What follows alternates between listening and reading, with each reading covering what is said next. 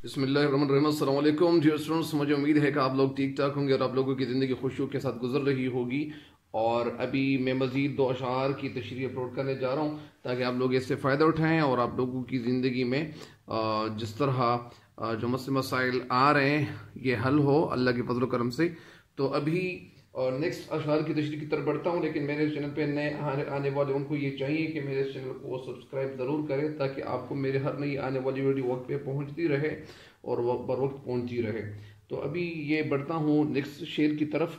बिस्मिल्लाहिर्रहमानिर्रहीम। रब्बि इश्रह ली सदरी वयस्सिर अमरी वाहलुल उक़दतम मिन लिसानी यफ़क़हू क़ौली। रब्बि ज़िदनी इल्मा। सरनीगू अच्छा दौड़ती है रात को जिसकी नज़र अफलाक पर, दिन को जिसकी उंगलियां रहती हैं नब्ज़ खाक पर। दौड़ती है हरकत करना रात को रात के वक्त, जिसकी नज़र अफलाक पर, अफलाक फलक की जमा, फलक के मन या आसमान, यानी रात के वक्त किसान की नज़र आसमान पे लगी रहती है। रात के वक्त किसान की नज़र, किसान की आंखें आसमान की तरफ होती हैं और आसमान में बादलों के हवाले से मालूमात हासिल करना चाहता है कि आया बादल हैं या नहीं है। दिन को जिसकी उंगलियां रहती हैं नब्ज़ खाक पर, और दिन के वक्त किसान की जो उंगलियां हैं वो खाक पर यानी ज़मीन इनकी गिरफ्त में होती हैं। मतलब इसका ये है कि दिन के वक्त वो काम कर रहा होता है ज़मीन में और ज़मीन इनके कंट्रोल में होता है, और रात के वक्त ये आसमान की तरफ देख रहा होता है कि यार बारिश हो रही होगी या बारिश बरसेगी या नहीं बरसेगी। तो इस हवाले से शायर यही कहते हैं। मैं एक दफ़ा फिर बता दूं कि दिन के वक्त उनकी अच्छा ये तशरीह की तरफ बढ़ता हूँ कि शेर की तशरीह क्या है और शेर में शायर कहना क्या चाहते हैं। इस शेर में शायर ये कहना चाहते हैं कि दिन के वक्त अच्छा शायर इस शेर में बहुत खूबसूरत बात की तरफ आपको मुतवज्जो करके कहते हैं कि किसान की मेहनत, हमारी किसान की जब मेहनत होती है तो मेहनत करने से हमारी ज़रूरतें पूरी होती हैं। वो ख़ुद को तकलीफ़ में डाल देता है और हमारे लिए सहूलतें फ़राहम करता है। गर्मी देखते हैं और न सर्दी को देखते हैं, और सर्दी की और गर्मी की शिद्दत को और सख्ती को नहीं देखते, बल्कि हमारे लिए अनाज उगाता है।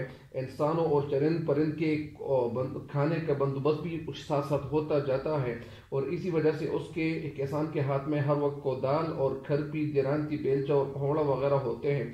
कभी ज़मीन नरम करता है, कभी गूड़ी करता है, कभी क्या करता है, कभी घास फूस ज़मीन से निकालता है, और कभी एक बीज का के नीचे वो जो जगह होती है वो साफ़ करता है, कभी दूसरे पौधे की जगह साफ़ करता है, कभी पानी देता है, कभी पानी का इंतज़ाम करता है, कभी उंगलियां उसकी जो है वो हल चलाने में वो मसरूफ़ होती हैं। हल चलाकर वो ज़मीन को फसल के लिए तैयार करते हैं। कभी रात के वक्त काम करते हैं और रात को भी वो अपने फसल के बारे में सोच रहे होते हैं और उनको नींद नहीं आ रही होती और वो पानी की ज़रूरत होती है, तो उसे अपने फसल की फ़िक्र होती है। उसकी नज़र बार बार आसमान की तरफ उठ रही होती है, आसमान की तरफ वो देख रहे होते हैं कि आया बारिश बरसेगी, मौसम का जायज़ा लेता है। उसकी निगाह जो है बारिश की इंतज़ार करती है। अगर बारिश वक्त पर हो जाए तो किसान की जो गल्ला है वो बीज जो होता है तो वो अपने बच्चों की ज़रूरत पूरी करता है। ज़ाहिरी बात है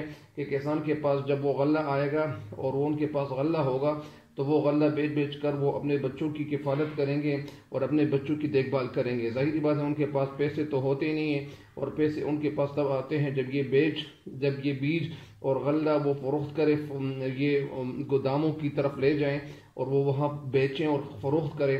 तब किसान के पास पैसे आएंगे, वो अपने बच्चों के लिए कपड़े ख़रीदेंगे और अपने घर के सामान के हवाले से वो अपने बच्चों के लिए बहुत कुछ ख़रीदेंगे। तो ज़ाहिरी बात है पुराने ज़माने में बहुत ऐसा ही होता था कि बच्चों के लिए वो खिलौने वगैरह या इसी तरह कपड़े वगैरह वो इन पैसों की वजह से वो ख़रीदते थे, और जब गल्ला बेचते थे और गल्ला फ़रोख्त करते थे, मार्केटों की तरफ ले जाते थे, तो वो पैसे उनको मिलते थे और वो उन पैसों का अपने घर के लिए सामान वगैरह लाया करते थे। आजकल भी बहुत सारे जो किसान हैं वो ऐसा आजकल भी करते हैं। ऐसा नहीं है कि पुराने दौर में करते थे लेकिन आजकल नहीं करते। इस शेर की तशरीह मुकम्मल हो गई। इस शेर की तशरीह की तरफ बढ़ता हूँ। सरनीगू रहती हैं जिससे क़ुव्वत तख़रीब की, जिसके बोते पर लचकती हैं कमर तहजीब की। सरनीगू के माने हैं नीचे रहना, جس سے قوت تخریب کے معنی ہے تباہ کرنے کی طاقت، یعنی تباہ کرنے کی طاقت جس کے بوتے پر، جو بوتے کے معنی ہے، بوتے کے معنی کیا ہے؟ بوتے کے معنی طاقت ہے، لچکنا کے معنی ہے کامیابی ملنا، کامیابی حاصل ہونا۔ تو اسی طرح سرنگو رہتی ہے۔ اس شعر کی جو نثر ہے، اس کا جو مفہوم ہے، وہ مفہوم کچھ اس طرح سے ہے کہ شاعر اس شعر میں اس کا مفہوم میں آپ کو بتا رہا ہوں کہ یہ اس کا مفہوم کیا ہے۔ کسان کا جو کام ہے وہ تخریبی قوتوں کو روکنے کا کام کسان کے ذمہ ہوتا ہے۔ تخریبی یعنی جس سے فصل تباہ ہوتی ہے۔ کسان کا کام تخریبی قوتوں کو روکنا اور تعمیری قوتوں کو پھیلانا ہے۔ ہر مثبت سرگرمی میں وہ حصہ لیتے ہیں اور برے کاموں کے سامنے وہ ڈٹ جاتے ہیں۔ تہذیب و تمدن آج جس بلندی پر نظر آ رہا ہے اس میں بھی کسان کی محنت کا فرما ہے۔ مطلب اس کا یہ ہے کہ جو کسان ہوتے ہیں وہ جو محنت کرتے ہیں تو وہ محنت کر کے، یعنی کسان، میں ایک دفعہ پھر بتاتا ہوں کہ خرابی کی جو شاعر شعر اس شعر کی مفہوم کچھ یوں ہے، شعر کا مفہوم کچھ یوں ہے کہ خرابی کی تمام قوتیں کسان کے آگے سر جھکائے رہتی ہیں، اور اس کے کسان کی وجہ سے وہ رہن سہن کی جو کمر ہے، یعنی مطلب یہ ہے کہ کسان کی وجہ سے محنت اور کسان کی وجہ سے اس ملک میں ترقی آتی ہیں۔ اور جب یہ کسان کام کرتا ہے تو کسان کے کام کرنے کی وجہ سے، محنت کی وجہ سے سب کچھ، یعنی یہ کسان مثال کے طور پر یہ ایک اس معاشرے کے لیے ایک بیک بون ہے۔ تو یہ اس کی نثر تھی، اور ابھی تشریح کی طرف بڑھتا ہوں تاکہ شعر کی تشریح بھی آپ کو بتاتا چلو تاکہ آپ اس سے فائدہ اٹھائیں۔ شاعر اس شعر میں کہنا یہ چاہتے ہیں کہ کسان کی منصوبہ بندی کے سامنے ہر چیز جو ہے وہ فیل ہو جاتی ہے، اور ہر چیز فیل اس لیے ہو جاتی ہے موسم کے منفی پہلو اور دانشمندی سے فصلوں کے لیے مثبت بنا لیتا ہے۔ یعنی وہ موسم خطرناک ہو، خراب ہو، تو اس خراب موسم میں بھی کسان کچھ نہ کچھ سوچ رہا ہوتا ہے کہ موسم کی جو سختی ہوتی ہے فصلوں کے حق میں نقصان دہ ہوتی ہیں۔ کبھی کبھار کچھ موسم ایسے ہوتے ہیں کہ وہ بہت سخت ہوتے ہیں اور فصلوں کے لیے وہ خطرناک قسم کے ہوتے ہیں، اور کسان اس کے باوجود وہ محنت کر کے وہ اپنے فصلوں کے حوالے سے کچھ نہ کچھ سوچ رہے ہوتے ہیں۔ اگر زیادہ گرمی پڑے اور زیادہ گرمی ہو تو فصل کی جو جڑیں ہوتی ہیں وہ خشک ہو جاتی ہیں۔ ظاہری بات ہے کہ جب گرمی زیادہ ہو تو فصلوں کو پانی کی ضرورت ہوتی ہے، اور وہ پانی کے لیے کوشش کر رہے ہوتے ہیں، اور فصل پھر مرجھانے کا خطرہ ہوتا ہے، فصل کو مرجھانے کا خطرہ ہوتا ہے۔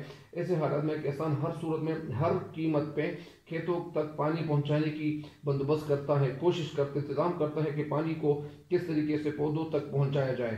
سخت سردی کے اثرات سے، یعنی وہ کبھی کبھار وہ ٹیبل وہاں لگانے کی کوشش کرتے ہیں، کبھی جو آج کل یہ جو شمسی توانائی کے حوالے سے شمسی جو بجلی ہوتی ہے تو ان حوالے سے جو شیشوں کے ذریعے سے جو شمسی وہ اس حوالے سے لگانے کی کوشش کرتے ہیں تاکہ وہ کسی نہ کسی طریقے سے وہ ٹیوب ویل چلا کے پانی کا بندوبست کر لے۔ اسی وجہ سے پودوں کے پتے خشک ہو کر وہ گر جاتے ہیں، پھر فصل کو نقصان ہوتا ہے، فصلوں کا نقصان ہوتا ہے، اور ان فصلوں کو نقصان سے بچانے کے لیے وہ ایسے حالات میں کسان حساس پودے جو ہوتے ہیں اور ان کو یعنی کچھ نہ کچھ ان کے ساتھ کر رہے ہوتے ہیں۔ بارش اور سیلاب کا پانی فصلوں کے لیے بے پناہ نقصان کا باعث بنتا ہے، وہ اس سے یعنی بارش کا پانی جو ہوتا ہے یا سیلاب کا جو پانی ہوتا ہے وہ فصلوں کے لیے نقصان دہ ہوتا ہے، مگر کسان کھیتوں کے کنارے، وہ ادھر ادھر وہ کھیتوں کے جو کنارے ہوتے ہیں، جو سائل ہوتے ہیں، جو سائڈز ہوتے ہیں، وہاں وہ موجود ہوتے ہیں اور مضبوط درخت لگا کر کناروں کو مضبوط بنانے کی کوشش کرتے ہیں۔ قدرتی تبدیلی کو وہ شاعر نے جو تخریبی قوت کا نام دیا ہے۔ مطلب اس کا یہ ہے جب قدرت میں تبدیلی آتی ہیں، قدرتی تبدیلی کو یہ کسان نے کیا کہا ہے، یعنی شاعر نے قدرتی تبدیلی کو کسان کے لیے آفات کا باعث بنانے کی کوشش کی ہے۔ یعنی قدرتی تبدیلی کو شاعر نے تخریبی قوتوں کا نام دیا ہے کہ اس سے فصلوں کی تباہی ہوتی ہے، مگر کسان اپنی محنت اور قابلیت کی وجہ سے وہ تمام تخریبی قوتوں کو فصلوں کے لیے فائدہ مند بنانے کی کوشش کرتا ہے۔ کسان اچھی پیداوار حاصل کرنے کے لیے اور ملک کی ترقی میں بڑھ چڑھ کر حصہ لینے کے لیے وہ اناج اور غلہ زیادہ تر اگاتا ہے، فراہم کرتا ہے، اور یہ کسان ہی ہے کہ دن رات کی محنت کر کے اور مشقت کر کے وہ بہت کچھ کمانے کی کوشش کرتے ہیں۔ بہت زیادہ غلہ جب اگایا جاتا ہے تو ظاہری بات ہے کہ اس سے ملک کی ترقی اس سے ملک کو ترقی کی طرف گامزن کیا جاتا ہے، جس سے قوم ترقی پاتی ہے۔ اور ظاہری بات ہے کہ جب گندم زیادہ اگایا جائے اور گندم اور اس طرح مکئی اور گنے اور اس طرح کپاس اور بہت ساری فصلیں اور بھی ہے جو زیادہ تعداد میں اگائی جائے تو ظاہری بات ہے کہ ملک کو ترقی ملے گی، جس سے جب زیادہ غلہ ہوگا تو لوگوں کو آسانی کے ساتھ وہ غلہ میسر آئے گا، مہیا ہوگا، اور ہر کسی کے بس کی بات ہوگی، ہر کوئی وہ اسے خرید سکے گا۔ ارزان جب غلہ ہوگا، جب مہیا آسانی کے ساتھ کیا جائے گا، تو ظاہری بات ہے کہ اس سے ملک کو ترقی کی طرف گامزن کیا جا سکتا ہے۔ ان کی تہذیب جو ہوتی ہے اور یہ ہمارے ملک کی ترقی اس کسان ہی کی وجہ سے، اور خوشحالی جو آتی ہے تو یہ کسان ہی کی وجہ سے آتی ہے۔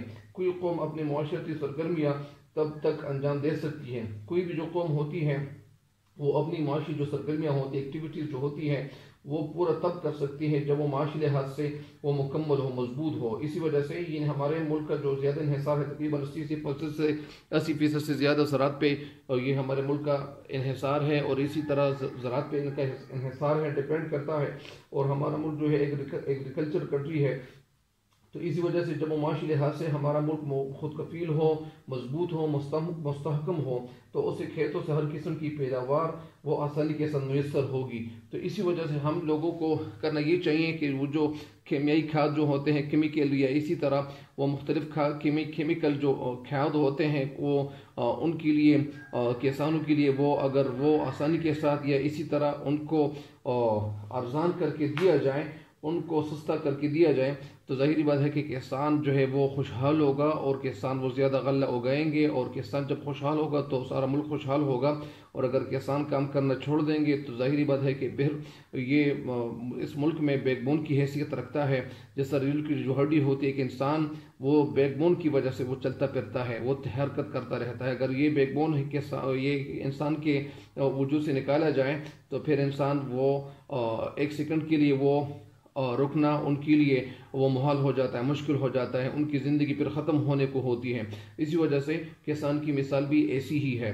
تو مجھے امید ہے کہ آپ ان اشعار کی تشریح سمجھ چکے ہوں گے، اور آج کے لیے ابھی اس وقت کے لیے اتنا ہی۔ اپنی دعاؤں میں مجھے یاد رکھیں۔ اللہ تعالیٰ آپ سب کو کامیابی دے، اور اللہ تعالیٰ ہم سب کا حامی و ناصر ہو۔ والسلام۔